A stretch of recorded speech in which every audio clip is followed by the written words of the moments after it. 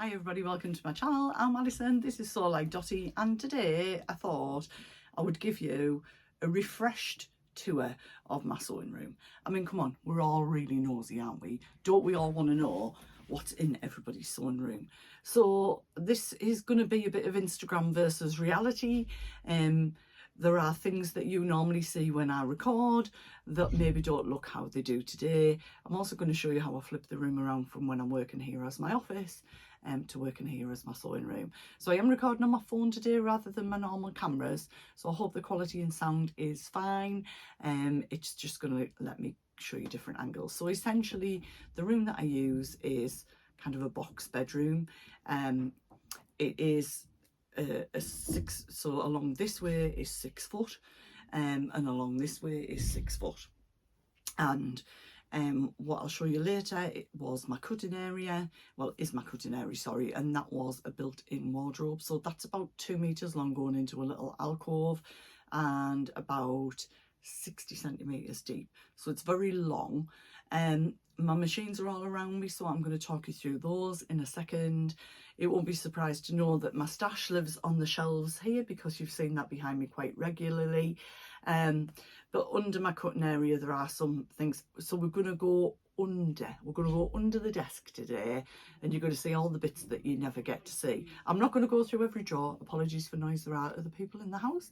I'm not going to go through every drawer, because obviously I've got stuff in those drawers, I've got stuff for work, I've got things for different machines, but I'm just going to kind of show you what you can fit into this space. And what I'll do is I'll link one of my really early vlogs, which was from a tiny porch that I think was 1.7 meters by 1.5.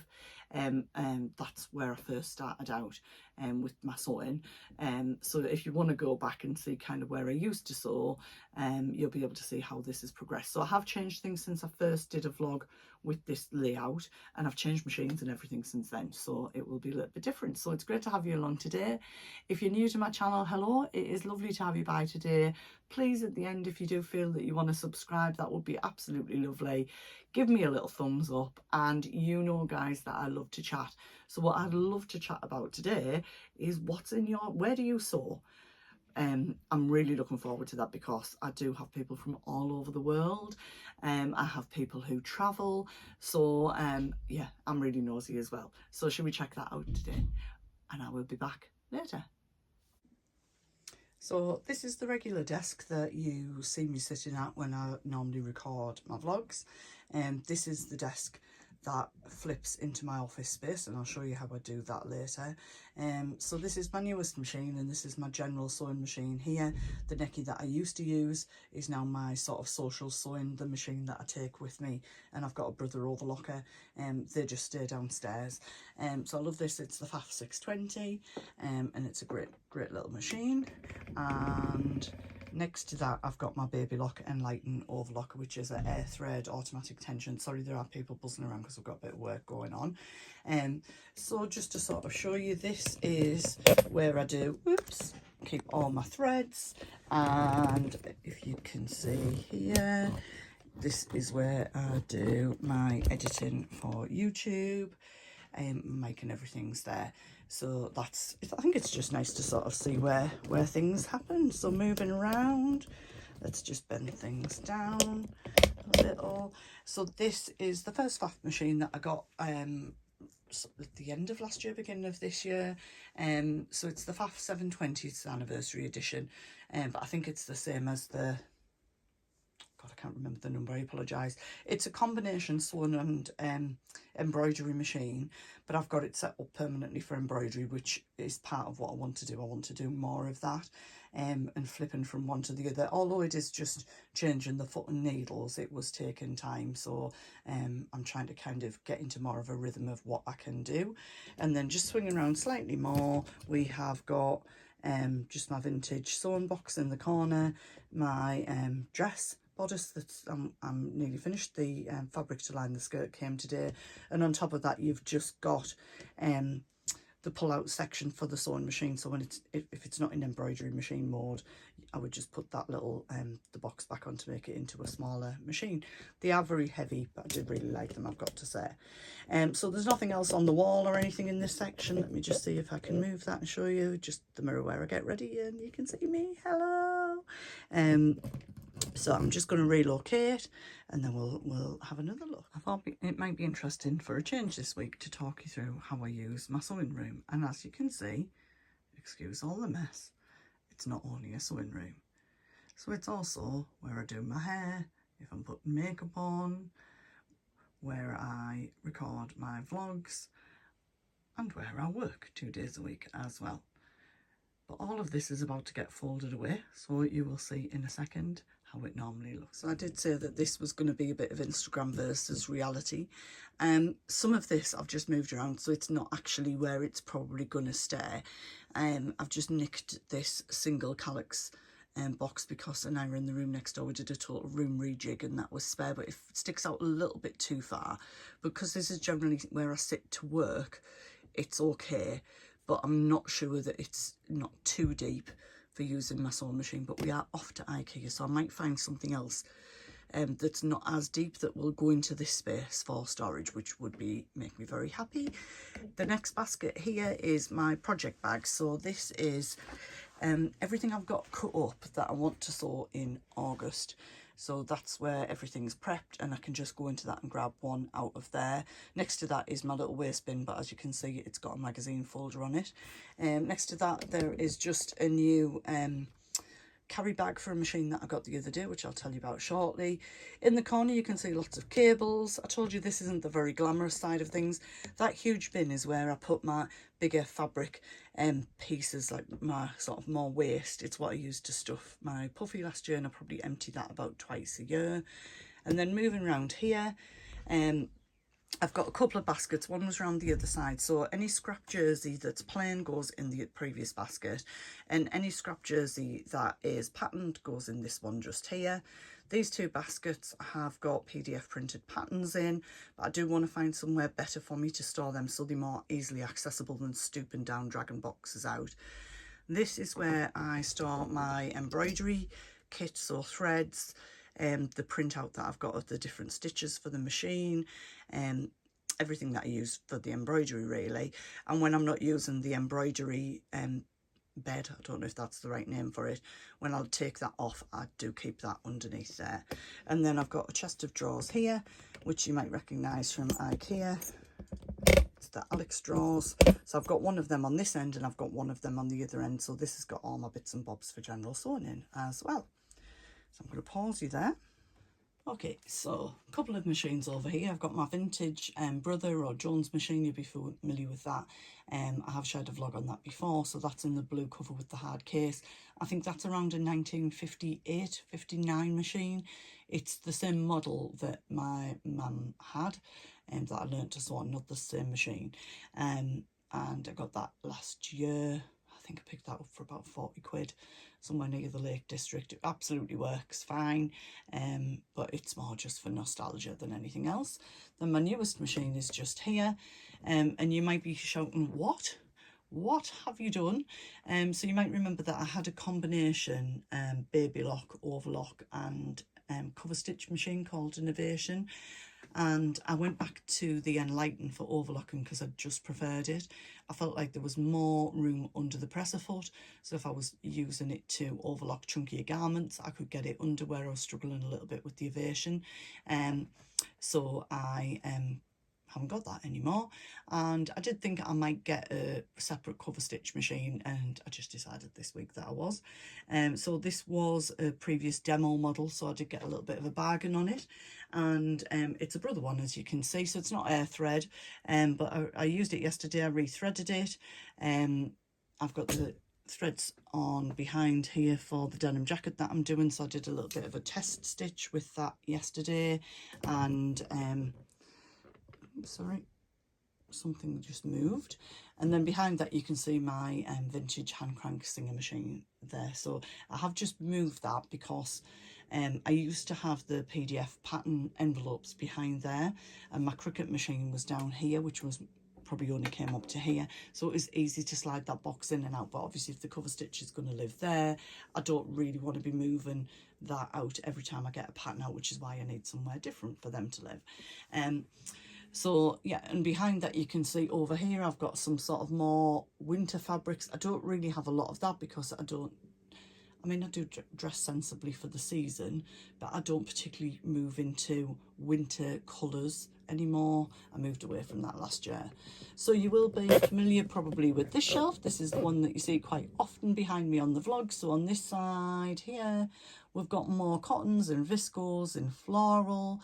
Along here we've got some swim fabrics, and just a few other fabrics. So things that are waiting to grab my attention. So these are mostly what I work on, but obviously like everybody I still keep getting more, which is, well, it's not naughty. The shelf above there, you've just got some more fabrics. On one end you've just got a few sort of, over here some leftover bits that I'm not particularly, I don't know what I'm going to do with them. But you've got some denim I've dyed, my quilt backing fabric for the quilt that I've made absolutely zero progress with this year. And then on the shelf above, let me see if I can show you that more easily.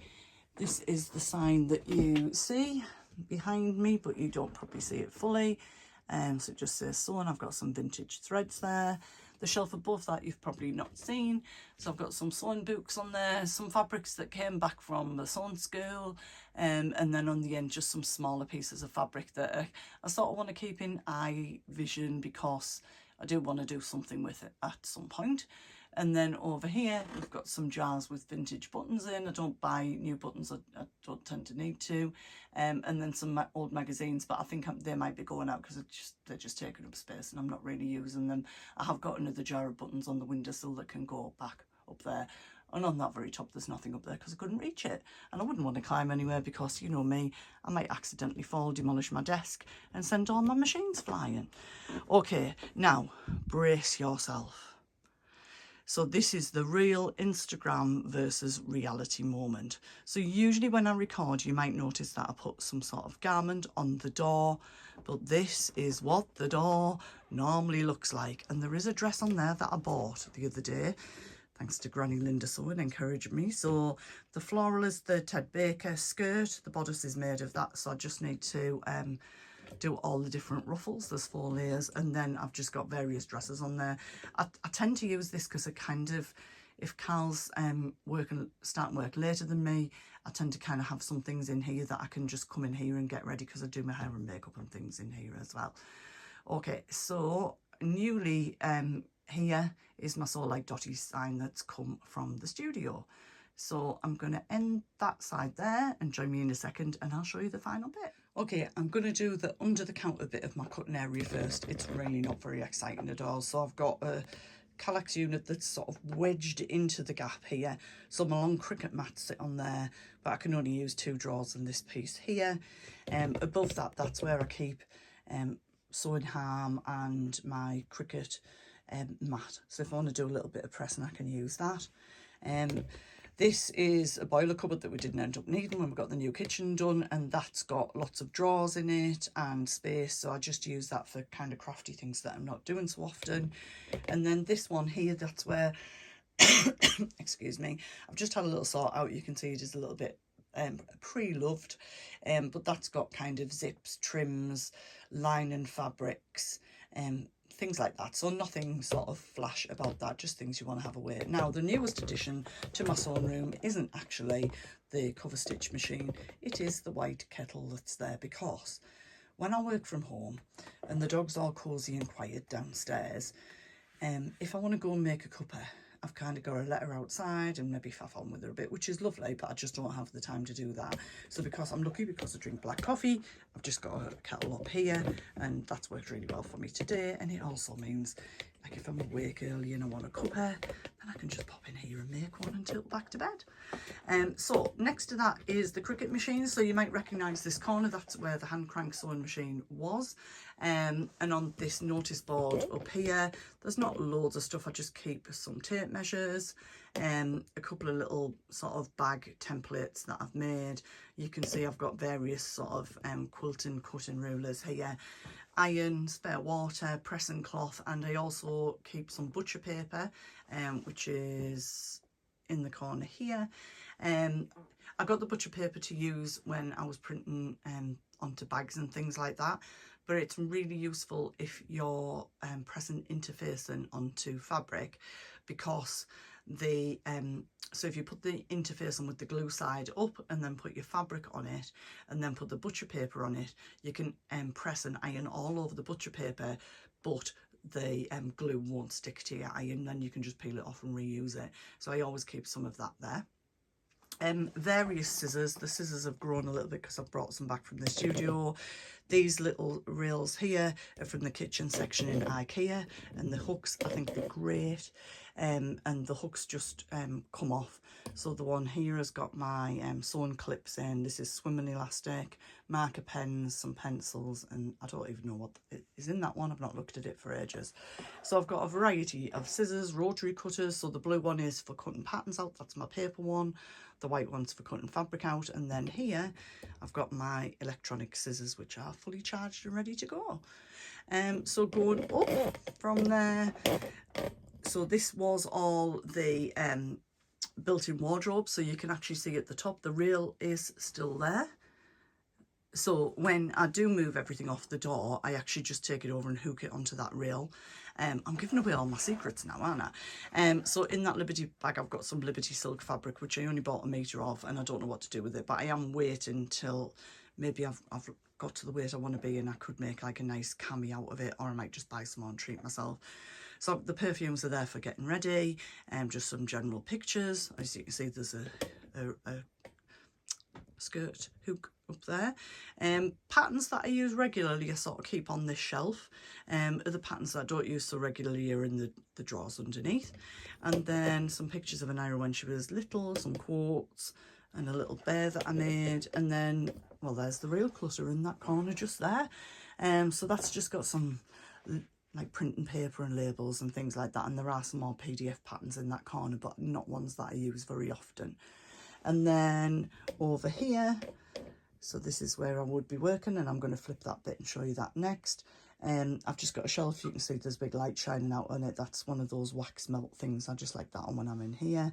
And then in these little IKEA pockets are things like the little clips that you put your bobbin and your thread on to keep them together, some scissors, different pens and things really that I was using with my Cricut machine, but I don't tend to use really now, but they're just there. I use them for other things.